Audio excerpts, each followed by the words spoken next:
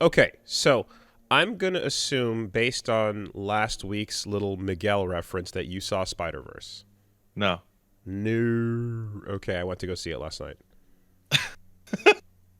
No, I did not. I did Okay. not see Spider-Man. I No, what's been happening is that I don't know what's going on. I don't maybe it's a comic book people or whatever, but no, nobody gives a shit about spoilers times a million anymore. Like scrolling through like any social media is like, man, I really loved it, and here's like an animated GIF of like a cam rip of the movie, and it's like Yeah. it's oh my god, it's crazy. I mean, I don't know. I'm gonna keep saying this every time it comes up, but like I'm getting close to perfecting my complete backed out of a ton of social media. I've aggressively minimized the amount that I'm consuming day to day. It's making me happier. And I'm definitely not getting like wild from left field spoilers as much as I used to, which means I can enjoy things a lot more these days. And I really do like. I did, man. I got into Spider-Verse. Went to watch it. It was late by, I guess, a week or two, but I didn't get spoiled on it. So like I have essentially seen the entire movie by accident. Well, fuck. So okay. There's also like there's different layers, right? Because there's the uh it's been a while since, but I always bring it up. Like there's dude in your Twitter sending it to you directly, going, That's yo, the most ridiculous. insane, right? And then there's similarly Dark Souls 3 release day, PlayStation feed fucking a pop-up video for people that are currently streaming. Hey, do you want to see the last boss being streamed right now? I could, and I remember what killed me about that is that I saw its name. Yeah. Like I didn't see the boss. The boss was just like a red blur, but I saw the name, and I'm like, it's the morning of the release, man. So that shit is just the peak of unavoidable nonsense. But no, it's been something that it's gotten a lot more palatable and better by. I guess I just like I cut out a lot of the randomness coming my way, I suppose. So thankfully a lot of that gone. There's oftentimes too, like, if you follow cool Twitter accounts that are artists, like sometimes artists will just be like, yo, I'm drawing my favorite character who happens to be the thing that happens, and so like in the third act of the movie or whatever. Here's my take on Indian Spider-Man. I think his name is Parvati, P something. Mm-hmm. It's I like really Peter loved Parker, it. but not. I really loved it when he was like this and was like this, and oh my god, and I'm like, I think the movie came out yesterday. Yeah. So I mean, obviously, as you can imagine from the way it's been set up, like everything in it is just like nonstop references and deep cuts and pulls and stuff. Super awesome. Yeah, Spider-Man India being there is like super fun. Although I'm a bit sour that they didn't use the reveal outfit that he had, because when you look up Spider-Man India on Google, take a look at the default costume you get. That thing is so much cooler than the one that they gave him. But anyways, it's basically Spider-Man with the pants, and then he's got like the kind of like the spider pattern going down the middle of the fabric, and it hangs and creates secondary animation when he swings. It's super cool. The one that they made is not as cool, But anyway, so I'm in a very strange space with Spider-Verse. So first of all, I still very much want to see the movie, but I'm not exactly jonesing to go see it in a theater because of this. But now I'm in a state in which I've like, okay, I know the entire plot of the film, all the way up until to be continued. Oh wow, including post credits. Just osmo, like I can't even. All right, yeah, but because of that, I'm now in a weird place of like. The movie's pretty long, right? It's like 2 hours long. It's 2:19, 2:20. It's insanely long. So So like I'm now sitting here going like, well, I know that that happens probably at the beginning, and then this happens in the middle, and then this happens at the end. I'm like, well, what do they fill up the rest of the movie with? So I mean, two things. One, everyone disagrees with me on the India costume. That's fine. I like it aesthetically. I always thought it was dope. I imagine it would look too similar to like the rest of the regular Spider-Mans running around, so the current redesign stands out more. But either way, I like the original. Now, what can I say?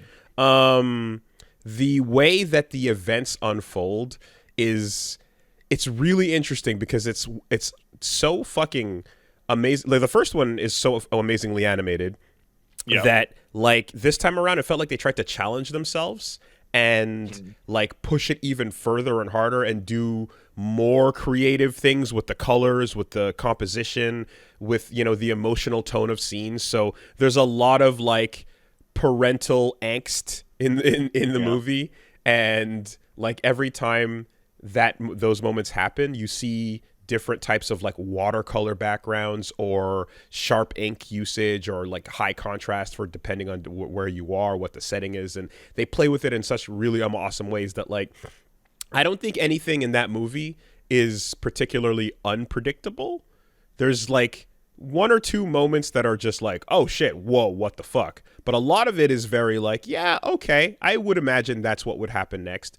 But it's more about how they do it, definitely. This is one of those examples of like they kind of make a point almost of, how like Peter Parker has his Uncle Ben moment. Well, obviously we're gonna like echo that idea. A lot of that. Yeah, there's a whole lot of that, but it's more like, what does that mean for different Spider-Men, and what is that, how does that like take place in a way that like I guess you just kind of deal with like the the human moment of what every character has to deal with in that regard and so on.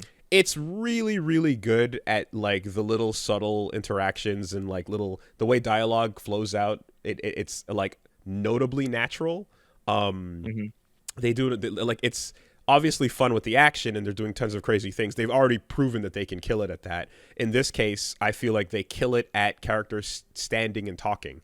And that's hard. Yeah, they do such a good job of that. And like it helps when standing and talking is also immensely creative. So Spider-Punk standing and talking is visually interesting at all times. And because he's punk, he's breaking the rules of like just standing around. He's fucking just whatever is happening is, anti-establishment, and like him simply existing in frame at all times is like a super cool thing, and they call attention to it. They're like, what, like there's literally like a line at one point that's like, how are you even cooler under the mask? It's ridiculous, And he says, I was this cool the whole time. Yeah. And this is from a character who used to just be fucking, it was just the outfit with the mohawk, and you're like, yep. With the mohawk on it, yeah. There's nothing to it, right? Obviously there's some gags in there that are like, I feel like attacked and targeted, because as the only Scarlet Spiders fan in the world, Ben Reilly gets his fucking comeuppance. You are not the only Scarlet Spider fan in the world. Lots of people like Ben Reilly. It's so fucking cool to see him in there, and then immediately he's not only thrown under the bus, he moves under there and resides under the bus for the entirety. Scarlet Spider is awesome, and he gets nothing. It's great. I can live in that world. He's just a punchline. But I kind of, when I was laughing really hard, and Punch Mom was like, "Why were you like we were laughing at most of the moments, but she's like, why were you laughing so specifically at that one?" And it's because I was thinking about, one, how I like Scarlet Spider, how I get made fun of for liking Scarlet Spider, and how people probably are like, "Oh, this is another almost Kotal Khan like fucking oh yeah, you are moment, magnetized right? to cool looking characters, the job for no reason." But then I also identified something else that I'm like, wait, I like, I always am like, yo, back in the day, what was up with it? Why did I like it? I'm like, aesthetically, I liked how he looked, right? I'm like, what was that? And I was like, oh, I realized something. Now I feel, and maybe I'm wrong on this timeline. Anyone who knows Spider-Man like the back of their hand will probably be able to correct me. But from my timeline, getting into Marvel stuff back in the day, the thing that we like and see a lot now is Spider-Man with casual outfits. So if we see Spider-Man with a jacket, Homecoming style, if we see Spider-Man with the way Miles rocks it with a hoodie, with a backpack, right? Tim's, Jordans, like there's all these little layers of like, ooh, the Spider-Man outfit plus like streetwear is a really cool look, right? We're super down with that. Back when Scarlet Spider first came around, the blue ripped sleeve hoodie and the Sharpie for a logo was the first example of that I had ever really seen that I like recall. And I was like, I love that look of Spider-Man with like a casual outfit dropped on top of it, as opposed to just the traditional costume, or like the different variations of the cool outfits for the action figure, you know? I remember seeing that look with the loose kind of like informality of that blue hoodie, and I was like, oh shit, I like that a lot. And that's kind of the thing we like now, where they take a Spider-Man, give him punk rock fucking mohawk, and put a studs on him, you know? So I'm like, oh yeah, that explains why I liked him, especially when he was running around with Venom and Spider-Man in their very traditional full outfits for Planet of the Symbiotes, you know? And so with that, you know, and of course Gwen's hoodie is another cool little addition to it and so on. But yeah, anyway, all that to say that the movie takes a very like, it takes a pretty predictable concept, obviously, with like, you know, going into the multiverse. And I think a lot of people are also like, okay, like multiverse is a thing, it's happening a bunch, we're touching on it a whole lot now, how do we keep this interesting? And fortunately the answer is just compelling characters can tell a compelling story. Well, the one of the other reasons is like just more like how many of these motherfuckers can you fit into a single frame? Yeah, certainly, right? But really, like, it's like the reason why this is good, it's enjoyable and it works, even though we're approaching like saturation with multiversing, is because Miles Morales is a great character, and his parents are fantastic, right? Gwen is a great character, and same for her, you know, her parent. And like I feel as if when you get to see again, obviously old Peter is you know a fun character as well, and like that stands out so much more than the actual like universe hopping nonsense that kind of you expect to get tired of, you know. So I don't know, man. I think I multiverses are just starting up. they are just starting up, and I think if you don't do a about? good job making us caring about who's going through those portals, then we're gonna check the fuck out mentally. But they did an excellent job making you give a fuck, you know. And then secondary to that stuff being really fun and compelling is, oh yeah, it's Miguel from fucking Spider-Man 2099. Remember that loser? God, what a dweeb, right? He's Like, buff now. yeah, and you know, and then like, oh, remember the fucking, yes, there's all the little remember that, like all of the little like cameos and bits and pieces are there for you to acknowledge and remember, but they absolutely take like not even second wheel but third wheel to just how good the character moments are, you know. It was kind of crazy that at the end of a nearly 2.5 long hour animated movie, which animation never goes that long, right? It's the longest Western animated movie ever. It's insane that they went that long. And at the end of it, when they hit you with that, yeah, it's a to be continued. Punch Mom. Don't worry though, it's next year. Just kidding. It's actually 10 years from now.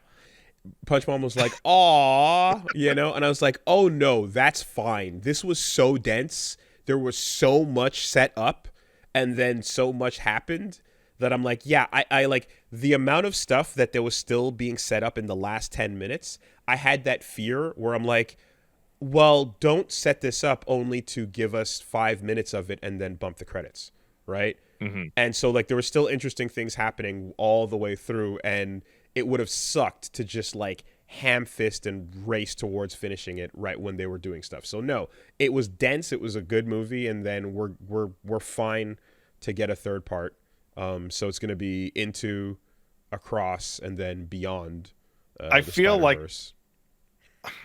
maybe this is just a gut reaction based off of nothing, but I feel like Beyond the Spider-Verse is the naming convention is either going to go back to being small scale or going like literally beyond the Spider-Man license. Hmm. I mean, that certainly could be the implication, right? If you want to talk about the direct things happening in the movie, Into the Spider Verse did bring you into it, and then Across does take you across it. So yeah, Hmm. Beyond could go that way, but you certainly also got to remember at the end it is a Spider-Man movie, and I sure imagine Marvel doesn't want too many of their toes stepped on, Yeah. especially considering that this thing is blowing their current efforts out of the water I have to aggressively. say, like, I had a very, you mentioned the multiverse fatigue, and I have to say, it had this interesting conversation when I was talking to Paige about this, and she just had this look on her face, and she's like, I'll be honest, the instant I hear the word multiverse, my brain just kind of leaves. And I'm like, yeah, you're kind of right. Like, this is the good one.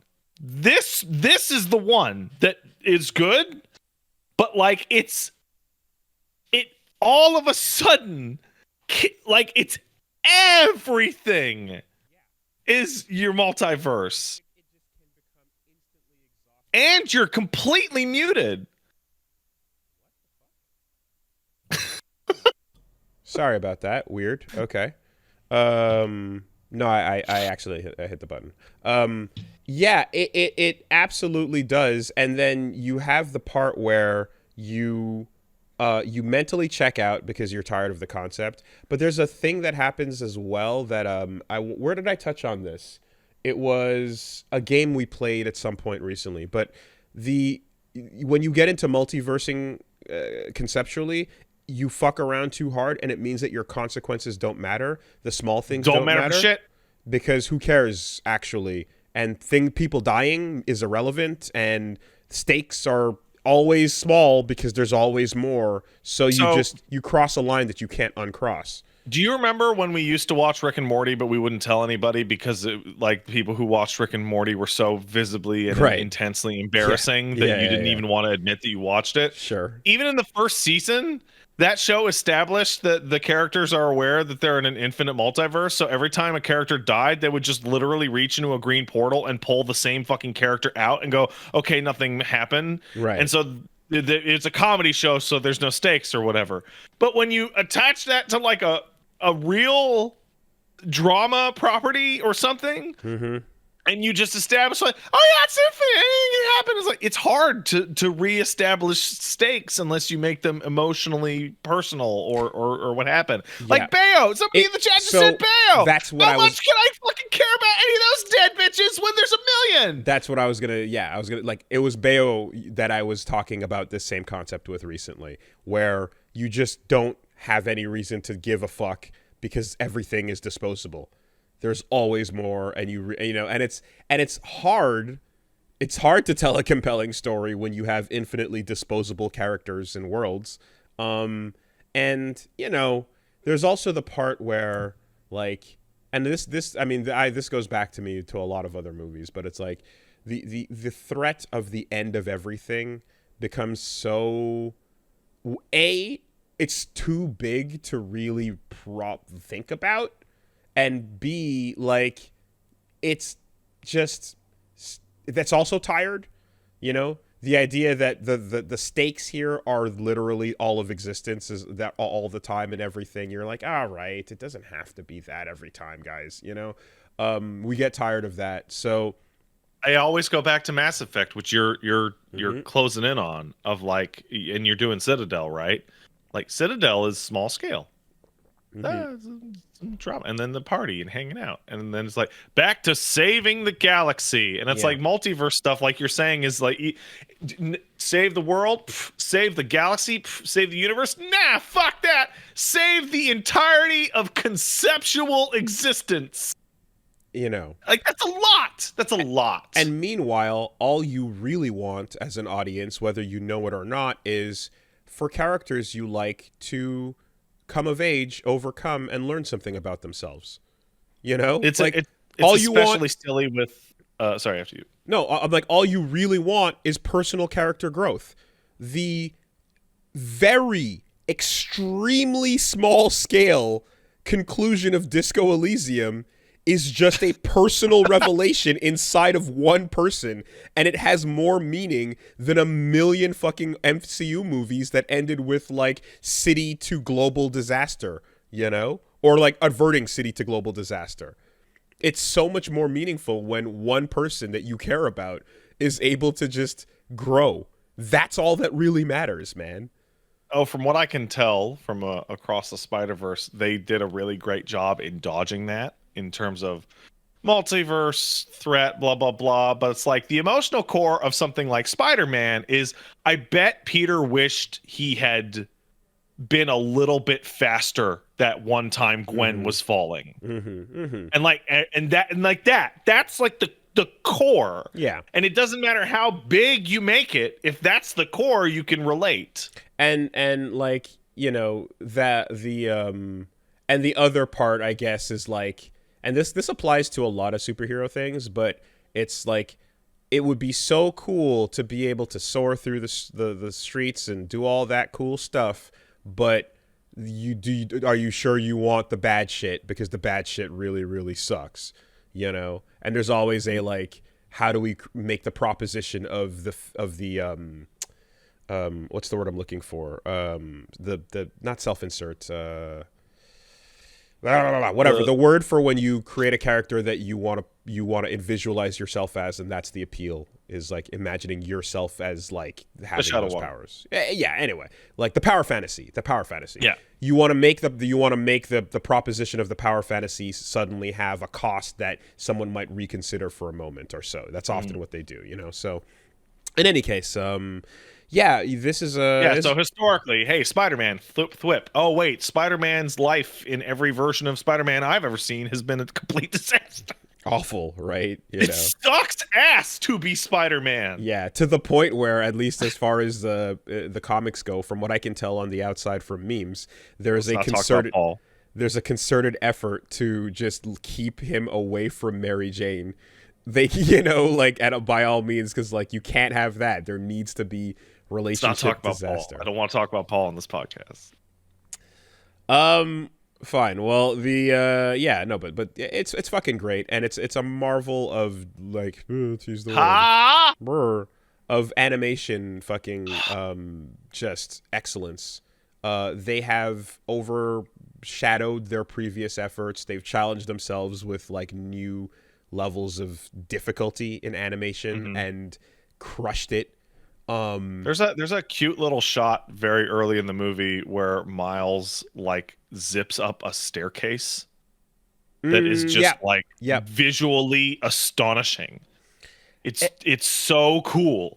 And then they also like they take something like the way you saw the first movie, and for some people it was like the frame rate had a bit of a like, oh, I'm not used to seeing it like this, and it's not smooth. I don't know. Like, there's a bit of, you know, some people had that kind of reaction to it. I was like, no, this looks really, really cool. If you could appreciate stylistically what they're going for.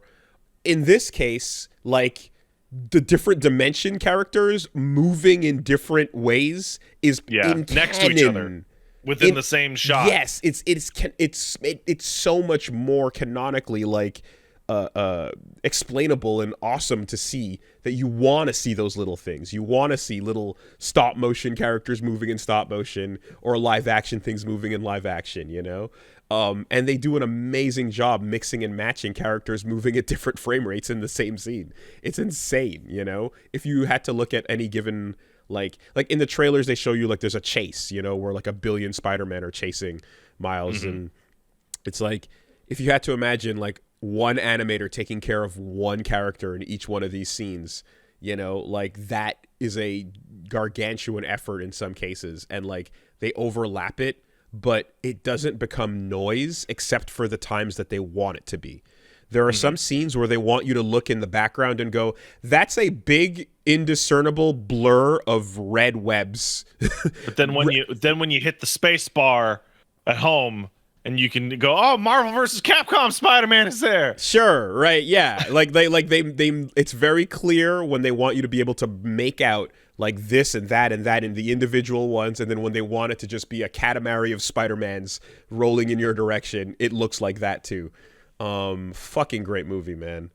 Yeah. So I have an interesting perspective on this, because I think what's happening with me and Across the Spider-Verse is exactly what happened with me and Puss in Boots: The Last Wish, which is there's a certain type of film that exists in a I'm going to say a postmodern spoiler state, in that I don't even care. I want to look at the movie. yes. Right? You could have handed me the script to Across the Spider-Verse, and I could have read that whole goddamn thing, and I get to go, yeah, I don't give a shit. I want to see the pretty pictures, because this is a fucking cinematic fucking like explosion of art, right? I want to see it. There, here, can we hit emote only for a second? Yeah, we can. All right. It didn't work for me, so someone hit that. I can do it. Thank you. Maybe I can Okay. do it. I don't know if I'm even a mod in this. Whatever. I am. Okay.